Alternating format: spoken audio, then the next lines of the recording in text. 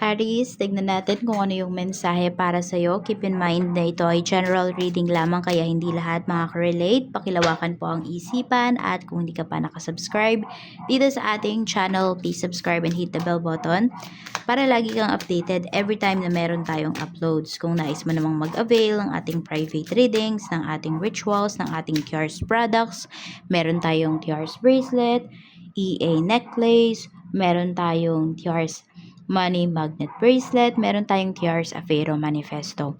Magmensahe ka lang dyan sa ating Facebook page para ma-send ko sa iyo yung full details. Kung wala ka namang Facebook page, wala ka namang Facebook account o kaya naman naka-deactivated ka, pwede kang mag-message sa WhatsApp.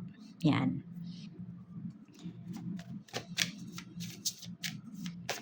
Tingnan na natin kung ano yung mensahe for you. This is for you, Aries. Something unexpected may happen. Your chance has come. We have, don't be impulsive, think quietly. So, tignan natin kung saan-saan ba yung aspect ng life mo.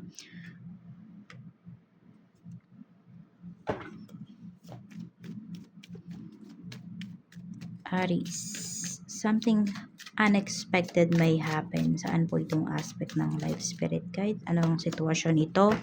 Ayan, mukhang pwedeng may magregalo sa'yo rito. Pwedeng makareceive ka ng money. Meron din, kung meron kang, kunwari, GCash account, ganyan, or bank account, pwedeng may, dyan, unexpectedly, may pumasok na pera. Yung iba naman sa inyo, pwedeng nakalimutan nyo lang. Oo, meron dito nakalimutan nyo na may hinihintay kayo na bayad, ganyan. Kaya na kasi pwedeng medyo matagal na, 'di ba? Kaya parang magugulat pa kayo pag nakita nyo yan. Meron naman random person na makapag-send sa inyo ng pera. Yan po. Tignan natin. Your chance has come, Queen of Pentacles. Regarding to sa sa pagtatrabaho, ayan po kung Aries, makakabawi na kayo, may financial financial recovery na pinapakita dito para sa iyo. Pwede rin ito ay pagbi-business. So, by chance or by luck for some of you, ay pwede kayong makapag-build dito or makapag-start ng negosyo o kaya makapagtrabaho po kayo. Yan. Ito kasi yung bagay na magpapasaya po sa inyo. Magkakaroon kayo ng satisfaction. Sabi dito, don't be impulsive, think quietly. Saan naman ito? Queen of Cups. This is regarding your feelings, your emotions ngayon. Ayan po.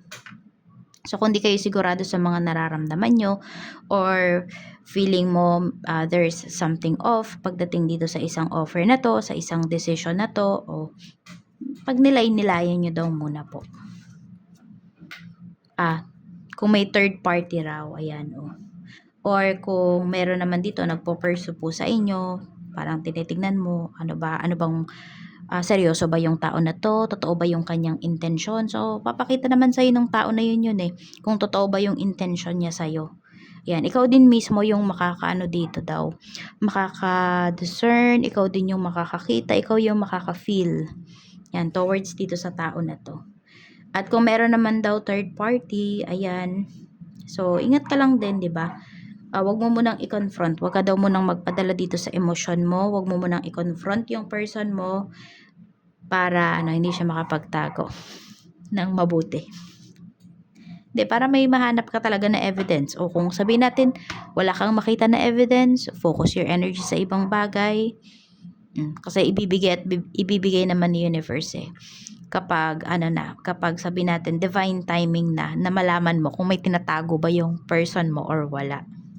Kaya kung wala ka pa nakikita ngayon, tahimik ka lang muna, tahimik ka mag-imbestiga, ganun yung gawin mo.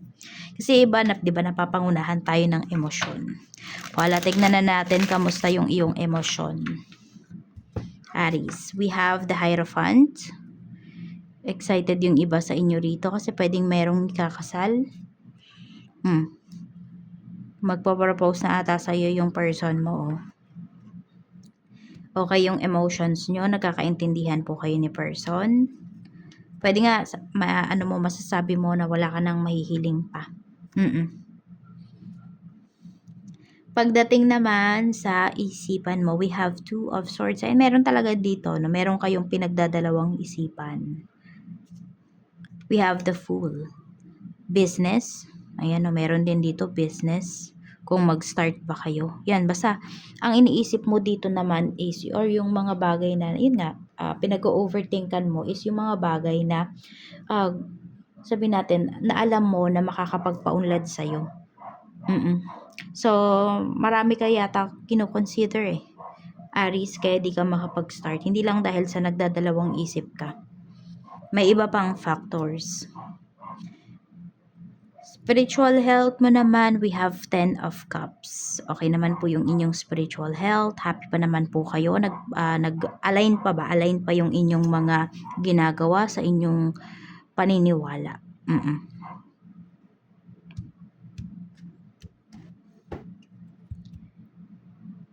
Energy naman ng mga taong makakasalumuha mo, we have the Hermit. Tahimik lang yung mga tao ngayon sa paligid mo Pwedeng may kanya-kanyang ginagawa. Meron din dito pwedeng nagre-review. Ayun, kaya kayo mismo tahimik. Tapos yung mga nakakasalamuhan nyo, tahimik din. Kanya-kanyang focus. Tsaka matatalino. Ayan, marami kayong mga makakasalumuhan na matatalino. Meron din dito, pwedeng halos mas matanda po sa inyo yung mga makakasalumuhan nyo. Tignan natin pagdating naman sa blessings na pwede mong ma-receive. We have flying. Meron tayong job. Okay, pwedeng ayan makakahanap na kayo ng trabaho. We have alien. Meron bang pilot dito, stewardess, OFW. So, ayan po, tuloy-tuloy yung blessing sa inyo rito. Yung iba sa inyo, OFW na kayo. Kung nasaan man kayong bansa ngayon, maaring hindi po kayo magtagal dyan kasi lilipat kayo ng iba pang bansa.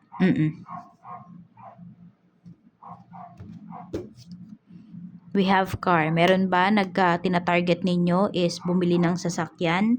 So, possible talaga. Ayan po. Mabili nyo siya ngayong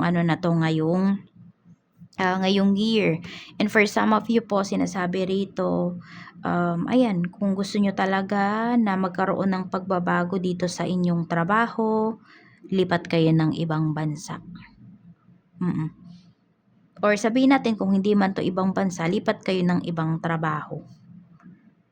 Hindi naman yung kailangan ma-challenge ka. Syempre, mas maganda pa rin kung yung gagawin mo na work or yung hahanapin mo na work is yung may background ka na or meron ka ng experience. May nagbabalak magbukas ng dito, business, no? So, ayan, yung iba sa inyo, talyer. Tignan natin. Meron din ako nakikitang mga tela. So, baka yan, meron dito, magbubukas kayo ng boutique o kaya naman, ang gagawin nyo is ukay-ukay business. Meron dito RTW, yung mga ganyan. So, kung ano talaga yung gusto nyo, yun yung i-open niyo na business. Meron din dito, yung mga about sa mga gadgets, yan. Or baka magdadagdag na lang yung iba sa inyo dito ng pwesto. Kung meron na kayong business na existing business. Sa work naman, kamusta? Sa work, we have the Empress. Ayan, medyo matagal-tagal na rin yung karamihan sa inyo dito pagdating sa trabaho. We have 5 of Cups. Meron dito gusto nang bumalik sa work. Kapapanganak lang ba nung iba sa inyo? Ayan. Meron tayong 9 of Cups.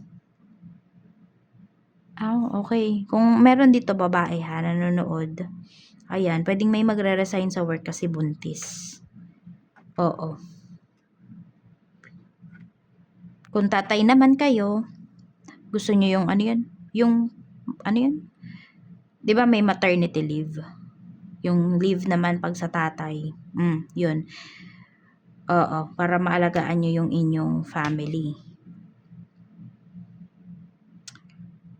Ito naman kasi, may nanghihinayang pagdating sa career. So, walang, sabi natin, yung iba hindi naman talaga buntis, no? Pero meron dito nang hihinayang doon sa career. Pero, ayun, alam mo kasi na meron pang, sabihin natin, meron pang i-improve. Meron ka pang i-improve. Pwede pang mag-grow yung career mo. So, kaya lang ang dami nyo rin talagang kino-consider. Happy naman kayo pagdating sa trabaho, pero yun lang, siguro there are times na na nalulungkot kayo, ganyan. May pinanghihinayangan kayo. So, ngayon, kasi kung ngayon nyo ito napanood, kung kailan ko in-upload, Mercury retrograde pa rin kasi ngayon. So, kung meron kayong in-applyan before na trabaho, tapos hindi kayo natanggap, try nyong applyan ulit. Yan, kung feeling mo talaga, or alam mo sa sarili mo, Aries, na doon ka uunlad, doon ka mag-grow sa career na yon, i-pursue mo siya ngayon. Oo. Sabihin natin, ang Mercury retrograde is March 20 hanggang March 25. Tapos, may post shadow pa yan ng 2 weeks. So, April 9 siya talaga matatapos. Yan. So, yan. Naku, ano man yung mga pinagdadalawang isipan ninyo rito, ano man yung opportunities, ano man yung gusto ninyo, o yan. Pwede naman, apply ka, try mo. Nanghihinayang din kasi talaga yung iba sa inyo rito dahil marami kayong mga pinalampas na opportunities. Tingnan natin sa mga may business naman po. We have 8 of Cups, 3 of Cups, meron tayong King of Cups. Medyo emotional yung iba sa inyo rito. Ayan. May expansion ako na nakikita pagdating dito sa business mo. And you are very happy pagdating din sa mga tao na sumusuporta sa iyo, sa mga staff na mayroon ka. Ang ganda rin ng sales, oh. Ang ganda ng sales ninyo. Nahawakan mo talaga siya ng maayos. Marami talaga, Aries, na masasabi ko na palago mo yung negosyo mo. Ayan. Yes, nandoon mabait ka, tumutulong ka pa rin, pero alam mo kasi yung limit mo. Yan. At yung goals mo, alam mo yung goals mo. Kaya, ayan po. Marami sa inyo, masasabi ko lang, magtatagumpay talaga kayo pagdating sa usapang negosyo. Hindi lang puro puso yung ginagamit mo. Siyempre, yung isip mo rin. Diba? Kaya ka nga nagnegosyo para umunlad. Yung iba kasi sinasabi nyo ba, kaya po ako nagnegosyo para makatulong. Tandaan mo, hindi charity yung business mo, 'di ba? Tulungan mo muna yung sarili mo, 'di ba? Yun muna yung gawin mo. Katulad nito, marami sa inyo ganun yung ginawa ninyo dito. In-improve nyo muna yung inyong sarili, 'di ba? Nung naging stable na tsaka kayo tumulong, ganun. Para sabi natin, endless yung pagtulong mo, pero with limits, okay? Oo.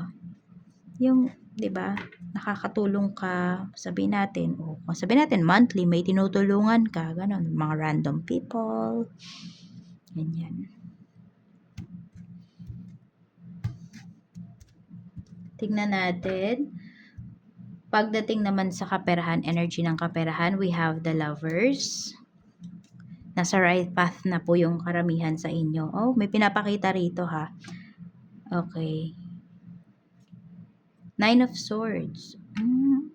Meron ba dito nagtatalo kayo ng person mo pagdating sa kaperahan? Ito ba yung laging nagiging problema ninyo? Nung dumating ba yung person na to sa life mo, kahit sabihin natin hindi ito hindi ito romantic relationship, basta may tao dito na dumikit sa'yo. Ano yung na-feel mo pagdating sa kaperahan mo? Bumagal ba siya? Nagkaroon ka ba ng mga problema? Bigla kang na-short pagdating sa iyong budget? Ayun, mabigat kasi yung energy ng tao na to eh.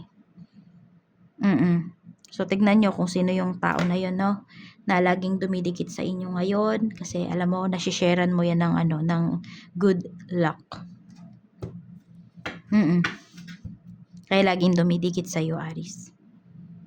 Tignan natin. Pagdating naman sa iyong love life, we have the High Priestess. So, malakas talaga yung pakiramdam ng karamihan sa inyo. Ace of Pentacles. Yan, may offer talaga rito na pinapakita. We have the Star. Makikipag-ayos na sa'yo yung person mo. Ayan. Nako, meron dito. Nagpapataasan kayo ng pride. Ace of Wands. Pero alam mo, kahit na sabihin natin, ayan, parang, ang approach kasi nitong person mo sa'yo, kakaiba pag nakikipagbalikan siya or pag nakikipag-ayos siya sa'yo. Alam mo, lagi kanyang naiisip ha. Di ka naman nawawala sa isipan niya kahit may pagtatalo kayo. Yung iba nga sa inyo dito kahit hiwalay kayo.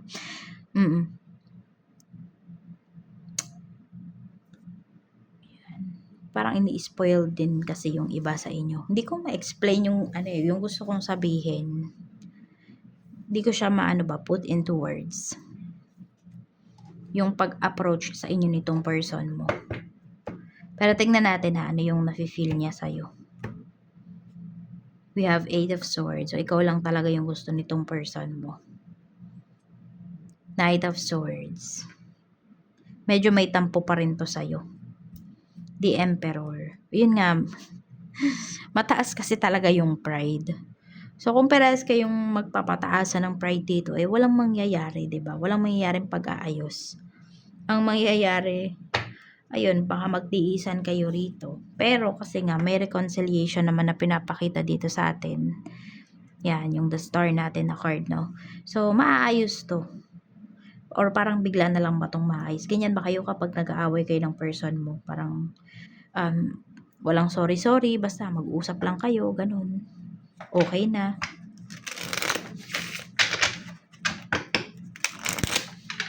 Walang gusto mag-admit na na may kamalian siya, yung tipong ganyan. Tignan pa natin, mensahe pa po natin, spirit guide for Aries. We have love, o, 'di ba? Mahal ka naman talaga nitong person mo. So, sabihin natin, ibaba nyo yung pride ninyo kasi wala talagang maaayos yan. 'Di ba? If you love naman pala yung isa't isa, o di magbigayan kayo rito, 'di ba? Magpasensyahan kayo. Mag-sorry kayo sa isa't isa. 'Di ba? Kung masasabi ng person mo yung sorry, yung salitang sorry, mag-sorry ka din. Kasi it takes two to tango nga daw, 'di ba?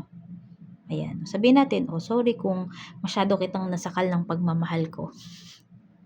O sabi naman ng person mo, sorry kasi sorry sa lahat ng nagawa ko, sorry kasi ganito ganyan. 'Di ba? Admit na nagkamali, 'di ba? I-admit ninyo 'yon. Oo. Sabi naman ng iba, wala naman po talaga akong pagkakamali eh. Then fine. 'Di ba? Basta nasa pag-uusap niyo yan ng person mo. Okay? So, ayan, mahal niyo yung isa't isa. Kaya lang parehas mataas yung pride ninyo. Yun yung pinapakita rito. So, ayan lang, Aries. Maraming salamat. Mag-ingat ka and see you again on my next video. Bye-bye!